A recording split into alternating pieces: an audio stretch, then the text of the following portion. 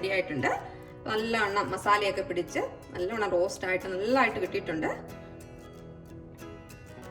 Hi friends, welcome back to my channel. ഞാൻ ജിഞ്ചി റോഷ്. നിങ്ങൾ എല്ലാവരും സുഖമെന്ന് വിശ്വസിക്കുന്നു.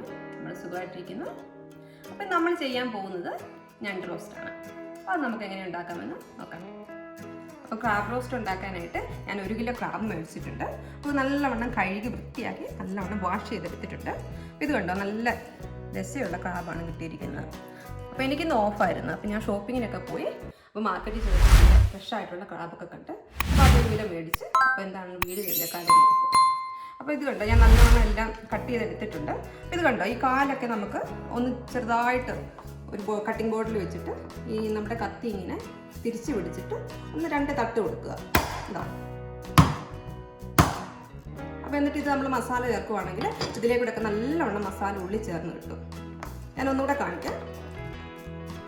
ചെറുതായിട്ട് പൊട്ടിയാൽ മതി, ഒത്തിരി അങ്ങ് പൊട്ടിച്ച് കളയണ്ട. കണ്ടോ, ഇങ്ങനെ.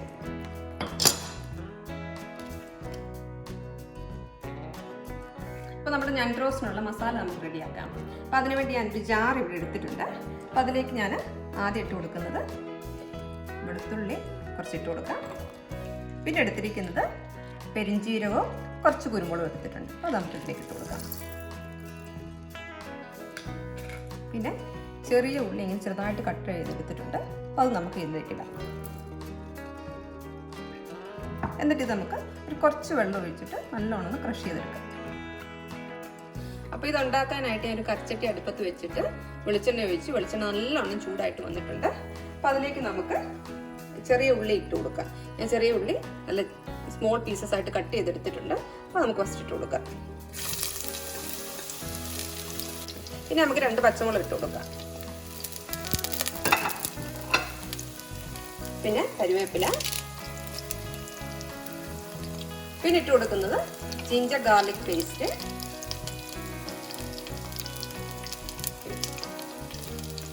എന്നിട്ട് നമുക്ക് നല്ലോണം ഒന്ന് മിക്സ് ചെയ്തെടുക്കാം.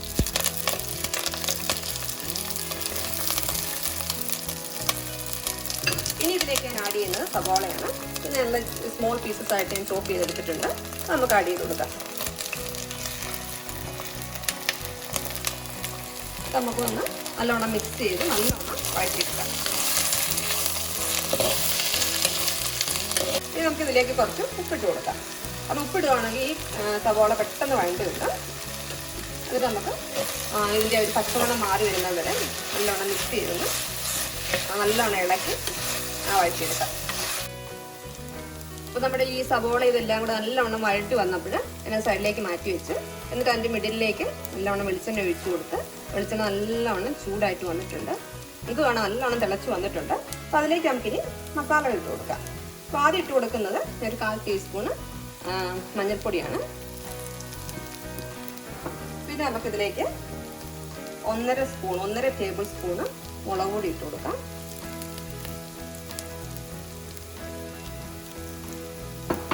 ഇട്ട് കൊടുക്കുന്നത് മല്ലിപ്പൊടി. അത് നമുക്കൊരു 1.5 ടേബിൾ സ്പൂണ് ഇട്ട് കൊടുക്കാം.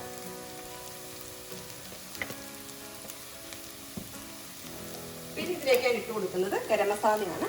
അത് 1 ടേബിൾ സ്പൂൺ ഞാൻ എടുത്തിട്ടുണ്ട്.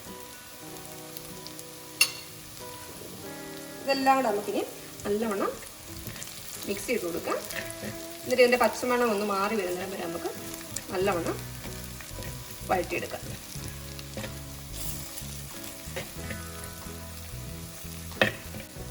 അപ്പോൾ ഈ മസാലയുടെയൊക്കെ പച്ചമണം നല്ലവണ്ണം മാറി വന്നിട്ടുണ്ട്. നമുക്കിനി ഇതെല്ലാം കൂടെ ഒന്ന് മൊത്തം ഇട്ടൊന്ന് മിക്സ് ചെയ്യാം.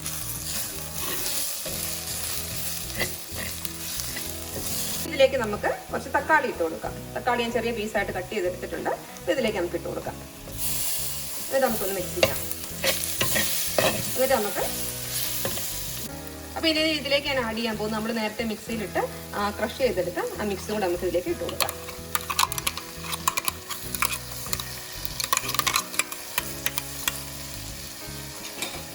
എന്നിട്ട് നമുക്കൊന്ന് നല്ലോണം ഇളക്കി കൊടുക്കാം. ഇതെല്ലാം കൂടെ നല്ലോണം മിക്സ് ചെയ്ത് വെന്ത് കിട്ടുന്നിടം വരെ നമുക്കൊന്ന് അടച്ചു വെച്ച് വേവിക്കാം.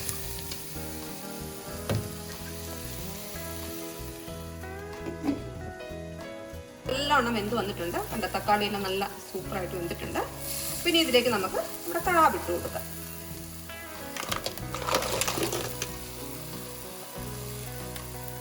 എന്നിട്ട് നമുക്ക് ഇതെല്ലാം കൂടെ ഒന്ന് മിക്സ് ചെയ്യാം. അപ്പോൾ ഞാനിതെല്ലാം നല്ലവണ്ണം മിക്സ് ചെയ്തെടുത്തിട്ടുണ്ട്. ഇനി ഇതിലേക്ക് ഞാൻ കുറച്ച് വിനാഗിരി ആഡ് ചെയ്യാൻ പോവാണ്. ഈ വിനാഗിരി ആഡ് ചെയ്യുന്നതിന് കാരണം നല്ല നമ്മുടെ ക്രാബിനെ നല്ല സോഫ്റ്റ് ആക്കി കിട്ടാനായിട്ട് വിനാഗിരി സഹായിക്കും. അപ്പോൾ നമുക്ക് നല്ലോണം ഒന്ന് ഇറക്കി കൊടുക്കാം. അപ്പോൾ ഇതിലേക്ക് ഞാൻ കുറച്ച് കുടംപുളി ആഡ് ചെയ്യാൻ പോവാണ്. കുടംപുളി ഞാൻ നേരത്തെ വെള്ളത്തിലിട്ട് നല്ലോണം ഇതായി കിട്ടിയിട്ടുണ്ട്. അപ്പോൾ ഇതിലേക്ക് നമുക്കിത് ഒഴിച്ചു കൊടുക്കാം. ഈ കുടംപുളി ആക്കാൻ കാരണം നമ്മുടെ ഞണ്ടിന് സാധാരണ നല്ല മധുരമല്ലേ. അപ്പോൾ ഈ കുടംപുളി ഈ തക്കാളിയുടെ പുളി എല്ലാം കൂടി ഇതിനകത്തോട്ട് കയറി നല്ലൊരു സൂപ്പർ ടേസ്റ്റ് നമ്മുടെ ഞണ്ടിന് കിട്ടും. പക്ഷേ ഈ കുടംപുളി ഞാൻ ഇതെല്ലാം കറി എല്ലാം റെഡിയായി ഒന്ന് തിളച്ച് വരുമ്പോഴേക്കും ഞാൻ ഈ കുടംപുളി മാറ്റും. അല്ലെങ്കിൽ ഈ തക്കാളിയുടെയും കുടംപുളിയുടെയും പുളി എല്ലാം കൂടി ഒത്തിരി പുളിയായിട്ട് പോകും. അപ്പോൾ നമുക്ക് തിളച്ച് വരുമ്പോൾ നമുക്ക് ഈ കുടംപുളി മാത്രം എടുത്ത് മാറ്റണം. ഇനി ഇതിലേക്ക് ഞാൻ കുറച്ച് വെള്ളം കൂടി ഒഴിച്ചിട്ട് നമുക്കിത് മൂടി വെച്ചിട്ട് നല്ലവണ്ണം വേകുന്നിടം വരെ കുക്ക് ചെയ്തെടുക്കാം. ഇനി ഇതിലേക്ക് നമുക്ക് നല്ല ചെറുതായിട്ട് ചൂടാക്കിയെടുത്ത് വെള്ളം ഒഴിച്ചു കൊടുക്കാം. പിന്നെ ഞാൻ ആവശ്യത്തിന് ഉപ്പിട്ട് കൊടുക്കാൻ പോവാണ്. നമ്മൾ നേരത്തെ കുറച്ച് ഉപ്പിട്ടായിരുന്നു, അതുകൊണ്ട് ഒത്തിരി ഉപ്പിട്ട് കൊടുക്കണ്ട. എന്നിട്ട് ചെറുതായിട്ടൊന്ന് മിക്സ് ചെയ്ത് കൊടുക്കാം നമുക്ക്. എന്നിട്ട് നമുക്ക് നല്ലവണ്ണം ഒന്ന് അടച്ചു വെച്ചിട്ട് കുക്ക് ചെയ്തെടുക്കാം. അപ്പൊ നമ്മുടെ കറിക്ക് ഉപ്പും പുളിയൊക്കെ ആവശ്യത്തിനുണ്ടോ നമുക്ക് നോക്കാം.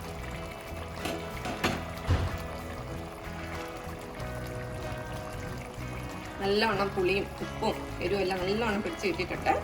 നമുക്കിനി നമ്മുടെ ഈ കുടംപുളിയൊക്കെ ഒന്ന് എടുത്തു മാറ്റാം.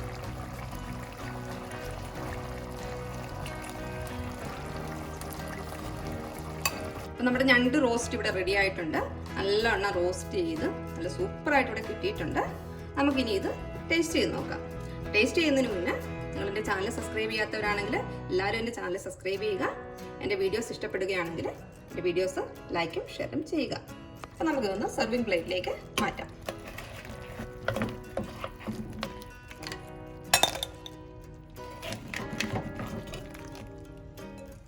അപ്പം നമുക്ക് നമ്മുടെ ഞണ്ട് റോസ്റ്റ് ഒന്ന് ടേസ്റ്റ് ചെയ്ത് നോക്കാം. ഞാൻ ഇച്ചിരി റൈസ് എടുത്തിട്ടുണ്ട്, പിന്നെ നമ്മുടെ റോസ്റ്റ്. സാധാരണ കപ്പയായിട്ട് നല്ല സൂപ്പർ ടേസ്റ്റാണ്. ഞാൻ കപ്പ ഉണ്ടാക്കാൻ എനിക്ക് സമയം കിട്ടിയില്ല, അതുകൊണ്ട് ഞാൻ ചോറാണ് എടുത്തിരിക്കുന്നത്. ഇതുകൊണ്ട് ഇതിൻ്റെ സ്കിന്നൊക്കെ നല്ലവണ്ണം ഇങ്ങനെ ഫിംഗർ വെച്ചെടുത്ത് കഴിഞ്ഞാൽ നല്ലവണ്ണം കിട്ടും. അപ്പം നല്ല ചൂടുണ്ട്. നമുക്ക് ഇതിന് മസാലയൊക്കെ ഇട്ട് നല്ലവണ്ണം കുഴച്ചങ്ങോട്ട് പിന്നെ അങ്ങോട്ട് വായിലോട്ട് വെക്കുമ്പം തന്നെ നമുക്ക് അതിൻ്റെ ആ പുളിയും ഉപ്പും ആ ഒരു നല്ല സൂപ്പർ ടേസ്റ്റ് കിട്ടുന്നുണ്ട്. എല്ലാവർക്കും ഇഷ്ടമാകും. ഇതുവരെ ട്രൈ ചെയ്യാത്തവരാണെങ്കിൽ ഉറപ്പായിട്ടും ട്രൈ ചെയ്യണം. ഞണ്ടിലെ ആ ദശയിലൊക്കെ നല്ലവണ്ണം ഉപ്പും പുളിയൊക്കെ പിടിച്ചിട്ട് നല്ലൊരു സൂപ്പർ ടേസ്റ്റ് ആയിട്ട് വന്നിട്ടുണ്ട്. എല്ലാവരും ട്രൈ ചെയ്യുക. പിന്നെ എൻ്റെ വീഡിയോസ് ആദ്യം കാണുകയാണെങ്കിൽ എൻ്റെ ചാനൽ സബ്സ്ക്രൈബ് ചെയ്യാൻ മറക്കരുത്. പിന്നെ എൻ്റെ വീഡിയോസ് ഇഷ്ടപ്പെടുകയാണെങ്കിൽ ലൈക്ക് ചെയ്യുക. Thanks for watching my video. Thank you.